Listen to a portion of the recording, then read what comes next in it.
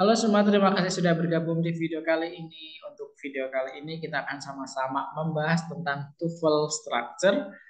Bagi yang sudah ada bukunya bisa sambil disimak di buku, pembahasan yang ada di buku, kalian bisa membuka di bagian TOEFL structure yang di awal-awal ya. Oke, saya ada beberapa contoh soal yang diambilkan dari buku. Jadi nanti ketika membahas bisa langsung dilihat di bukunya nomor berapa, begitu ya. Kita mulai dari bagian pertama. Kita ada soal yang ini ya. Ini adalah halaman pertama setelah listening. Kita ada 10 soal. Saya akan coba membahasnya tidak keseluruhan karena nanti mahasiswa harus bisa belajar secara mandiri setelah kita ambil beberapa contoh soal. Nanti tinggal dikerjakan secara mandiri yang belum dikerjakan. Oke. Nah, saya akan coba ambil beberapa nomor secara random ya tentunya biar nanti nggak secara berurutan. Kita mulai dari nomor satu dulu. Nah, ingat ketika kita membahas TOEFL structure yang pertama kali harus kita selalu ingat dengan baik dengan seksama adalah terkait dengan subjek dan verb. Jadi saya selalu mengingatkan bahwa patokan kita adalah isif. Isif itu adalah one subject, one verb. Jadi dalam satu kalimat nih, dalam satu kalimat, kalau kalimat tersebut bentuknya adalah satu klausa, maka harus ada satu subjek dan satu verb. Oke, karena satu subjek dan satu verb itu selalu berpasangan seperti dua pasangan yang tidak terpisahkan ya. Jadi dua pasangan itu selalu berbarengan untuk membuat satu kalimat atau bahkan satu klausa. Oke, jadi yang perlu kita cari pertama kali ketika kita membahas tentang TOEFL structure adalah cari dulu subjek dan verb. Kalau kita mulai dari nomor satu, kita bisa melihat bahwa yang nomor satu, the North Platte River titik-titik from Wyoming into Nebraska. Di sini kita punya the North Platte River itu sebagai subjeknya. Nah, kita harus mencari tahu verbnya. Karena kan kita tahu verb kalau yang kita biasa lihat itu bisa bentuknya to be, bisa bentuknya verb base atau kita kenal dengan verb satu atau bahkan juga bisa bentuknya verb 2 atau bisa verb 3 jika bentuknya perfect ya. Atau bahkan bisa bentuknya pasif di mana to be ketemunya verb 3 atau kita sebut dengan past participle. Oke? Kita bahas nih. Kalau di sini pilihan kita cuma it flowed, flows, flowing, with flowing water. Oke. Nah, yang harus kita cermati adalah subjeknya di sini the North Platte River. Itu subjeknya singular. Maka verbnya juga harus dalam bentuk singular. Artinya subjeknya jumlahnya satu, verbnya juga diperuntukkan untuk satu. Kita perlu coret-coret yang salah. Pertama yang harus kita coret adalah yang A. A kita coret karena it itu subjek, sedangkan rumusnya adalah one subject, one verb. Jadi tidak boleh ada double subject di situ. Kalau kita pilih A nanti subjeknya jadi double. The North, Platte River, it flow tidak boleh. Oke. Yang selanjutnya yang kita coret adalah yang nomor C. Kenapa? Verbing itu harus selalu berpasangan dengan to be. Oke, verbing harus selalu berpasangan dengan to be. Ingat itu baik-baik. Oke, untuk yang uh, C salah karena verbingnya. Oke, untuk bagian yang C harus kita pilih sebagai jawaban yang salah karena verb ing harus ketemu dengan to be atau didahului dengan to be jika ingin menjadi verb. Jika dia tidak didahului dengan to be, maka dia tidak bisa dikatakan sebagai verb karena posisinya akan berubah menjadi gerund. Oke, dan selanjutnya yang harus kita coret adalah yang D atau D? Yang D. Kenapa yang D? Ingat yang kita butuhkan hanya verbnya saja. Maka jika ada ketambahan with, ketambahan water, maka kita tidak perlu menambahkan kata-kata tersebut. Maka jawaban yang betul adalah yang D ya. Flows. Jadi ini sudah subject verb agreement. Subjeknya tunggal, maka verbnya juga harus diperuntukkan untuk tunggal. Yang aslinya flow ketambahan s. Sama kayak it take, jadinya it takes ya. I meet, you meet, he meets, she meets, it meets, kayak gitu ya. Ketambahan s karena third person singular, dihitung sebagai orang ketiga tunggal. Oke, untuk selanjutnya kita coba bahas nomor yang ketiga. Langsung ketemu nih, subjeknya adalah yang mana subjeknya? Subjeknya adalah yang A Pride of a Lion. Nah, di sini kita sudah ketemu subjeknya, A Pride of Lion, sedangkan yang perlu kita cari adalah verbnya. Oke, verbnya dalam bentuk di sini ada contain. Apakah can contain, it contain, contain? Itu kita harus cermati bersama. Nah, subjeknya kita harus cermati. Di sini subjeknya singular atau plural. Karena di sini ada a, sedangkan belakangnya lions. S, ada tambahan S. Karena lion satu, a lion. Tapi di sini ada lions. Dan di sini ada e-nya di depan ya. Ada e-nya. Maka harus kita cermati nih, e ini fungsinya sebagai apa nih? E ini. Nah, kita harus cermati nih, e yang ini. Nah, e yang ini itu menunjukkan bahwa ini adalah singular subject. Ya. Tahunya dari mana? Ini adalah a pride. A pride itu maksudnya sekelompok, satu kelompok. Lions-nya memang banyak, tapi yang dihitung ini adalah satu kelompok. Berarti verbnya diperuntukkan untuk yang singular subject, singular noun, singular subject. Oke, maka kita bisa cermati nih. Jelas yang ada, yang harus kita coret adalah yang containing. Ingat, verbing bisa menjadi verb kalau depannya to be, sedangkan di sini tidak ada to be-nya, maka tidak boleh jadi verb. Yang kedua yang harus kita buang adalah it. Ingat, sudah ada subjek, jika ada it maka verbnya jadi double, tidak boleh. Ingat, one subject, one verb. Oke? Lanjut lagi, kita juga punya contain. Contain tidak boleh. Kenapa? Ingat yang nomor satu. Nomor satu kan subjeknya singular.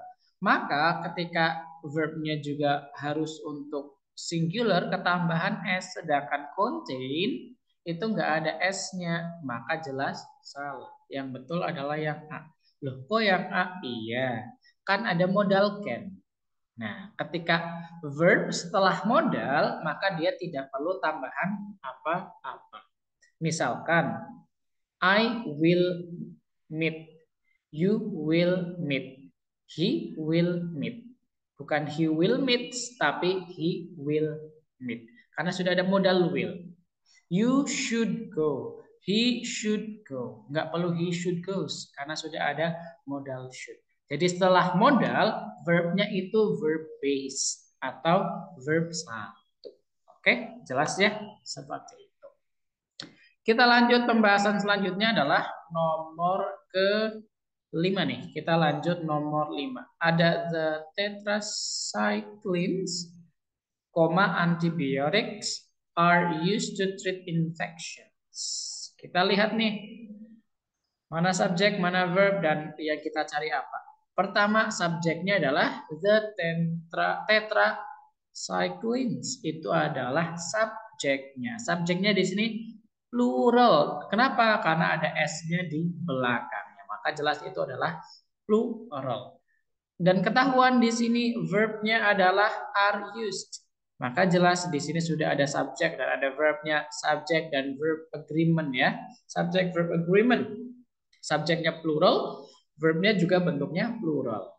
Bentuk dalam bentuk to be ya. Kalau is untuk singular, are untuk plural. Nah, terus ini titik-titiknya apa nih? Nah, titik-titiknya kita sebut dengan apositif. Ciri-ciri apositif itu gimana? Ciri-ciri apositif adalah seperti ini. Dimana ketika ada kalimat diawali dengan subjek, terus koma, terus ada di sini ada noun phrase, terus koma lagi, terus ada verb di sini, maka di antara dua koma ini kita sebut dengan apositif. Jadi kalau misalkan ada subjek, ada sebuah kalimat nih di mana ada dimulai dengan subjek terus koma, terus ada koma lagi. Setelah koma yang kedua kok langsung verb. Contohnya ini, ada koma 1, ada koma 2. Setelah koma yang kedua langsung verb, maka di antara dua koma ini adalah apositif. Namanya apositif. Nah, untuk apositif ini kita tidak perlu membutuhkan tambahan verb lagi, tidak perlu tambahan subjek lagi.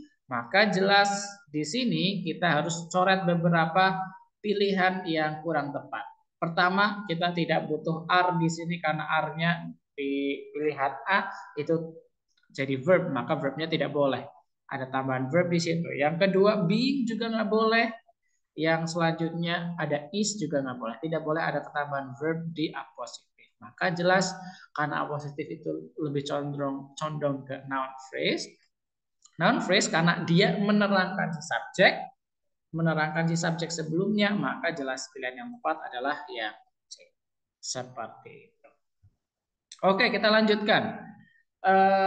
Yang ini di soal nomor 1 sampai nomor 10 selanjutnya. Ada beberapa yang akan saya bahas. Di antaranya adalah kita mulai dari nomor 3 nih. Kita mulai dari nomor 3 ya. Nomor 3, subject verb. Mana nih subject verb? Sudah ada belum? Belum ada. Maka yang kita cari adalah subject dan verb. Without the proper card installed inside the computer, tanpa ada kartu yang terinstal di dalam komputer, ini belum ada subject verbnya yang cukup pas ya. Maka di sini kita membutuhkan subject verb. Oke, karena belum jelas nih subject verbnya di kalimat ini mana. Maka kita tinggal cari tahu nih pilihan A, B, C mana yang jawabannya ada subjek dan ada verbnya. Pilihan A jelas salah karena cuma ada verb saja, tidak ada subjeknya. Pilihan D juga sama, cuma verb saja, tidak ada subjeknya. Pilihan B juga tidak bisa karena because of bukan subjek dan bukan verb. Maka jawaban yang tepat adalah yang C. It itu subjeknya, is itu verbnya. Maka pilihan yang tepat adalah yang C. Yang selanjutnya kita juga ada nomor 5. Di mana nomor 5 kita ada while in reality Alpha Centauri is a triple star. Titik-titik to the naked eye to be a single star. Nah, kita ini agak beda nih struktur kalimatnya. Bedanya adalah di sini ada while in reality Alpha Centauri is a triple star. Ini sudah satu klausa di mana sudah ada satu subjek dan satu verb. Tapi di bawahnya kita masih membutuhkan satu subjek satu verb lagi. Kenapa? Karena bentuknya seperti ini. Jadi bentuknya adalah konektor subject verb, subject verb. Kalau kita lihat polanya seperti ini. While di sini menjadi konektor, Alpha Centauri jadi verb, Alpha Centauri jadi subjek, is di sini jadi verb. Jadi ini adalah pola yang pertama nih. C, S, V. Konektor, subjek, verb. Ini konektor, subjek, verb. Oke. Nah, setelah verb ini pasti ada komanya. Nah, komanya di sini konektor, subjek, verb.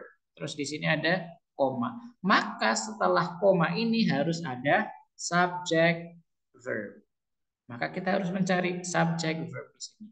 Dan ingat, jumlah konektor dan verbnya itu harus selisih satu. Jadi kalau dalam satu kalimat konektornya ada satu, berarti verbnya ada dua. Kalau dalam satu kalimat nanti ada dua konektor, maka verbnya ada tiga. Jadi selisihnya selalu satu, lebih banyak si verbnya. Oke, kita sudah tahu nih yang harus kita cari di sini adalah subject verbnya karena itu the naked eye to be a single star belum bisa dijadikan, belum ketemu subjek dan verb yang pantas untuk kalimat tersebut, maka kita cari di sini di pilihan ganda. Kira-kira yang mana? Kita hilangkan yang tidak perlu. Yang B tidak perlu karena ketambahan but. Yang kita butuhkan cuma subjek dan verbnya saja. Kalau yang C jelas tidak perlu karena appears masih butuh subjek. Itu baru verbnya aja. Yang D itu juga tidak perlu karena despite it masih belum ada verbnya, terlebih di situ ada despite. Jadi kita tidak perlu ada despite. Maka jawaban yang tepat adalah yang A. It appears. It-nya sebagai subjek, appears-nya sebagai verb. Jadi it sebagai subjek, appears-nya sebagai verb. Seperti itu. Dan patokan kita selalu sama ya. Patokan kita selalu sama, di mana kita selalu membutuhkan one subject, one verb ya. One subject, one verb. One subject, one verb ya. Selalu ambil patokannya. Nah, yang jadi pertanyaan adalah, loh, ini kok di sini ada dua subjek dan dua verb?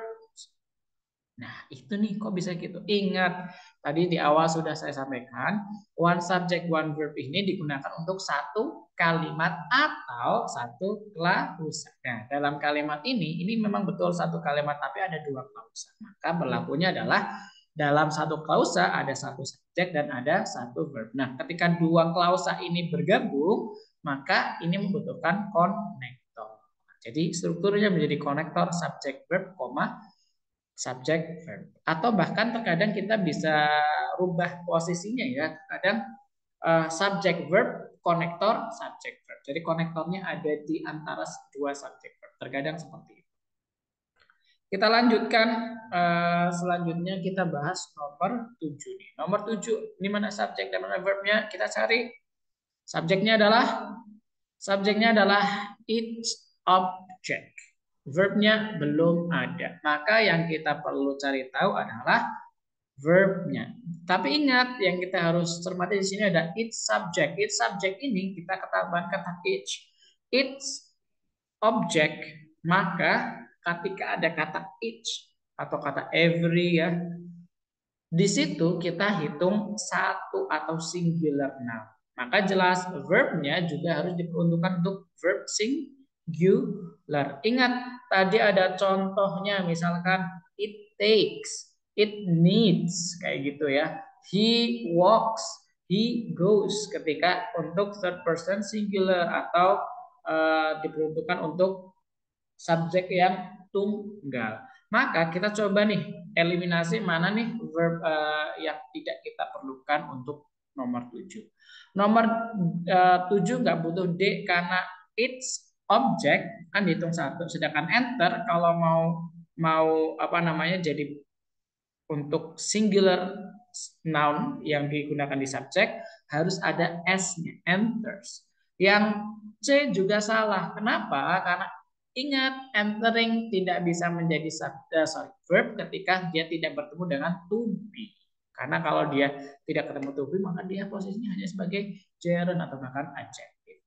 Yang B juga salah karena ada it di situ nih, ada it. Sedangkan kita sudah punya subject, it object. Nanti kalau ketambahan it jadi its subject, it enters. Ketambahan subjeknya, maka subjeknya jadi dua, itu nggak boleh menyalahi dengan aturan ini. Kemudian pilihan yang A itu adalah pilihan yang tepat. Kenapa? Karena pilihan A yang tepat karena sudah subject verb agreement, di mana subjeknya di situ sudah sesuai dengan verbnya. Ketika subjeknya satu, maka verbnya juga diperuntukkan untuk singular. Seperti yang tadi, ini kan harusnya enter. Karena subjeknya singular, maka enternya harus ada s. It object enters, kayak gitu. Oke ya. Nah, selanjutnya kita akan lanjut ke pembahasan yang ada di scale 1 dan scale 12 sampai scale 12. Saya ambilkan cuma nomor 1 sampai nomor 2 saja. Pertama, nomor 1, di sini ada titik-titik loom high above the northern and northeastern boundaries of the expanding city of Tucson. Ya. Nah, di sini kita harus cermati mana subjeknya, mana verbnya. Kalau kita lihat di sini subjeknya adalah yang kita cari, karena loom di sini sebagai verb. Kalau saya konklusikan sebenarnya mungkin ya, terkadang kita tuh susah menebak. Oh, ternyata yang sudah ada tuh verbnya. Gampangannya gini nih, kalau yang masih bingung gimana cara mengetahui verbnya. Verb itu bentuknya cuma dua gampangannya, walaupun nanti ada turunan-turunannya. Bentuknya yang pertama itu to be. To be. am, is, are. Turunannya kalau lampau was, were. Kalau misalkan nanti ketemu yang modelnya lain, ada ketemu be atau ketemu been. Pokoknya kalau ada bentuk to be itu berarti itu adalah bagian dari verbnya. Yang kedua, kalau kita ketemu verb, misalkan gampangnya verb satu nih, ketemu sing, walk, eat, drink, itu kan verb satu. Nah, tinggal kita cari turunannya. Turunannya verb 2, walk jadi walked, sing jadi sang, try jadi tried, sleep jadi slept. Adapun nanti turunannya lagi ada verb 3. Verb 3 sleep, slept, slept. Verb 3-nya go, went, gone kayak gitu ya. Adapun nanti turunannya lagi ada verb ing. Nah, tapi berlaku syarat-syarat tertentu. Verb ing bisa digunakan sebagai verb kalau ketemu to be. Verb 3 bisa dijadikan verb kalau pertama dia ketemu had, have, has. Ketika dia jadi perfect.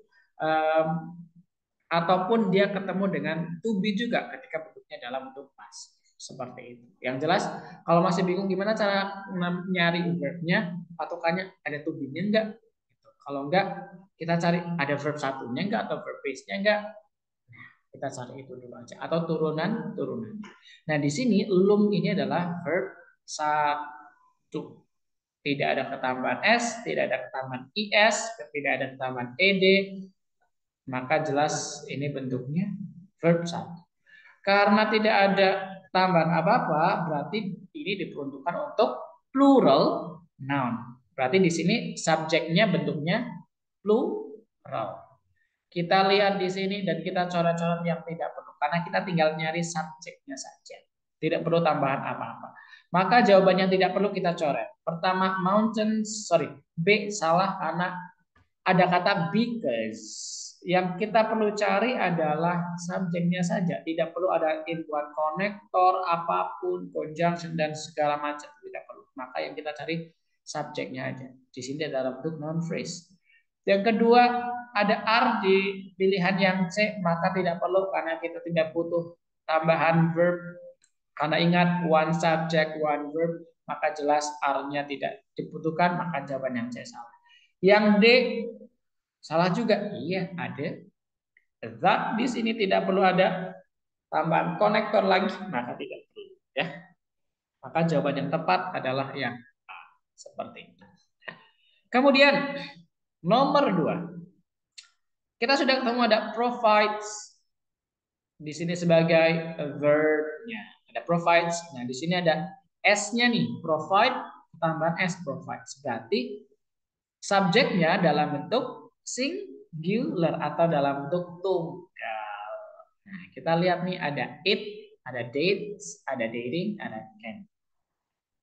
Gak mungkin kan ya? Karena kalau ada can, tadi ingat kalau verb setelah modal bentuknya verb base atau verb satu, nggak tambahan apa-apa. Ingat itu ya.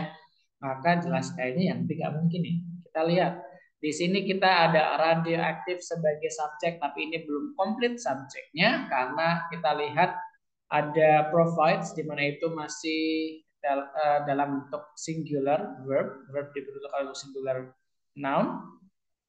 Kita lihat yang kita perlu coret adalah it, kita coret karena it tidak bisa datang belakangan karena radioaktif it tidak boleh. Dan dia it harus berdiri sendiri ketika dia menjadi subjek. Kemudian can juga nggak bisa seperti yang tadi saya pakai. Maka pilihannya antara dua nih, antara dates atau dating. Ini konteksnya adalah tentang time. Radioactivity provides a powerful way to measure geologic time. Maka jawabannya adalah yang DD. Jadi kalau kita artikan jadi penanggalan radioaktif kayak gitu. Jadi dating di sini ingat tadi saya sudah sampaikan date verb ing ketika tidak bertemu dengan verb maka dia posisinya bisa menjadi gerund dan gerund itu adalah noun. Maka jelas yang kalau subjek di sini dibutuhkannya adalah noun. Maka noun yang bisa masuk di sini adalah yang C. Seperti itu. Jadi kita belajar 3 halaman ya. Nanti kalian tinggal kerjakan bagian structure dari yang tadi soal yang ini ya. Yang dari nomor yang ini sebelumnya. Dari yang 10 nomor pertama, yang ini sampai ini dikerjakan. Jadi ini kan sudah dikerjakan 3 soal nih. Yang ini sudah dikerjakan 3 soal. Kalian tinggal dikerjakan ulang yang 3 soal ini. Kemudian ditambah 7 soal lainnya dikerjakan juga. Kemudian yang ini juga tadi sudah ada 3 soal yang dibahas. Sisanya juga dikerjakan. Terus yang ini juga ada 10 soal juga. Berarti nanti harus ada 30 soal yang dikerjakan untuk online meeting atau pertemuan online hari ini. Oke ya. Jadi jelas untuk meeting hari ini kita sudah ada contoh pembahasan soalnya, kalian tinggal menyimak dan kalian tinggal mengerjakan sisanya. Oke, kalian tinggal mengerjakan sisanya aja. Seperti biasa setelah dikerjakan, tanda tangani, kasih nama, foto, diupload di on class. Ingat, setelah selesai 30 soal seperti itu ya. Jangan lupa dikasih oret-oretan ya, biar saya tahu bahwa oh ini beneran kerjain dan beneran dianalisis nih kalimatnya. Harus ada coret-coretannya, wajib. Wajib ada coret-coretannya biar tahu nih mana subjek, mana verb, mana subjek, mana verb, mana subjek, mana verb. Syukur-syukur ada coretan tambahan lainnya. Intinya tentukan subjek dan verbnya dulu kalau memang masih bingung. Jelas tentukan dua itu aja. Walaupun salah nggak masalah, namanya belajar pasti salah itu normal. Yang jelas kerjakan di buku 30 soal ini harus ada coret-coretannya. Setelah selesai tanda tangani, kasih nama, foto, upload di on class. Seperti biasa. Oke, itu aja untuk hari ini. Terima kasih untuk sudah menyimak. Semoga semua sehat selalu. Terima kasih. Selamat mengerjakan. Semoga semua bisa diberikan kemudahan. Kita ketemu lagi di meeting selanjutnya.